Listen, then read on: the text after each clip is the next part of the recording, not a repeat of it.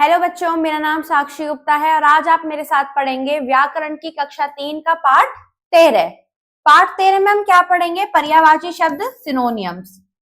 Synonyms, आइए नीचे दिए गए शब्दों को देखते हैं और जानते हैं कि सिनोनियम्स यानी पर्यायवाची शब्द होते क्या हैं। वानर, करपी, बंदर, कपीश। इसी प्रकार पर्वत, भूदर, पहाड़, गिरी। ऊपर दिए गए चित्रों के चार चार नाम लिखे हैं: बंदर, बानर, कपी, कपीश, पहाड़, पर्वत, भूदर, गिरी। इस प्रकार एक ही वस्तु, प्राणी आदि को अनेक नामों से पुकारा जाता है या जाना जाता है। नाम अलग अलग होते हैं किंतु उनका अर्थ एक ही रहता है, अर्थ समान रहता है। ऐसे शब्द समानार्थी या पर्यायवाची शब्द कहलाते हैं। जिन शब्दों का अर्थ लगभग समान हो, क्या हो? समान हो, क्या कहलाते हैं? समानार्थी या पर्यायवाची शब्द कहलाते हैं। आइए जानते हैं कुछ समानार्थी शब्द।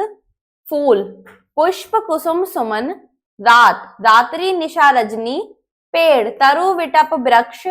चंद्रमा, चांद, राकेश, शशि। वायु, पवन, समीर, हवा। कपड़ा, वस्त्र, चीर, पट। मनुष्य, नर, मानव, आदमी। आइए चलते हैं अगले पृष्ठ पर।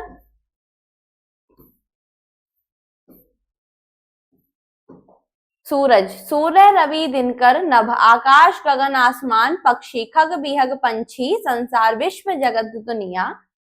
भगवान, ईश्वर, परमेश्वर, प्रभु। पहाड़, पर्वत, गिरी, नग। हमने क्या सीखा कि एक ही संज्ञा शब्द को कई नामों से पुकारा जा सकता है और एक ही अर्थ या समान अर्थ बताने वाले भिन्न भिन्न शब्दों को समानार्थी या पर्यायवाची शब्द कहते हैं। आओ अभ्यास करें। लिखित प्रश्न 1, प्रारंभ में दिए गए शब्दों के समानार्थी शब्द का निशान लगाइए। पेड़, इसका समानार्थी क्या है? वृक्ष, खग, पर्वत। इसका समानार्थी है वृक्ष, क्योंकि खग का मतलब होता है पक्षी और पर्वत का मतलब होता है पर्वत, पहाड़। माँ, समीर, समीर मतलब वायु, जननी मतलब माता और पिता अलग। गगन, नभ, कुसुम, पुष्प। आइए चलते हैं प्रश्न 2 पर। सही कथन पर सही का तथा गलत कथन पर गलत का निशान लगाइए।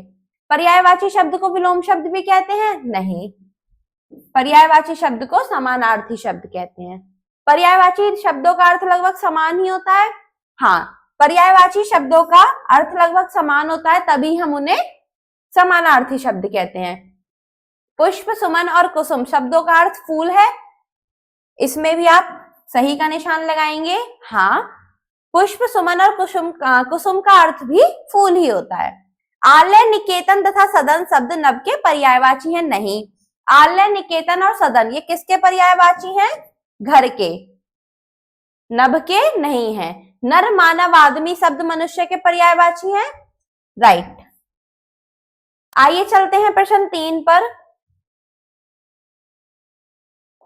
रंगीन छपे शब्दों के पर्यायवाची शब्द रिक्त स्थानों में भरिए।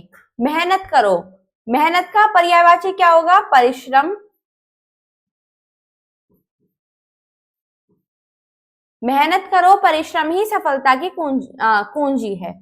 माँ ने मनु से कहा कपड़े पहनो, मनु ने वस्त्र पहन लिए। हम हवा को वायु भी कह सकते हैं। आइए चलते हैं अगले पृष्ठ पर।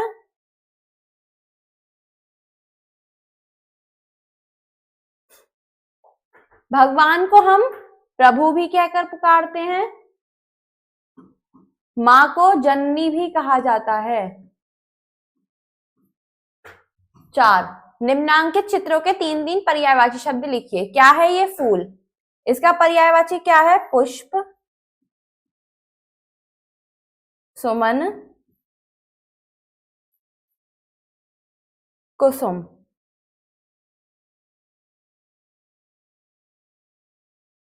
ये क्या है? पेड़, इसके पर्यायवाची क्या होंगे? वृक्ष और बिटप।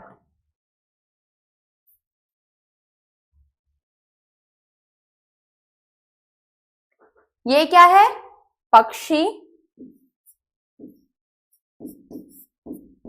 खग, और पंछी।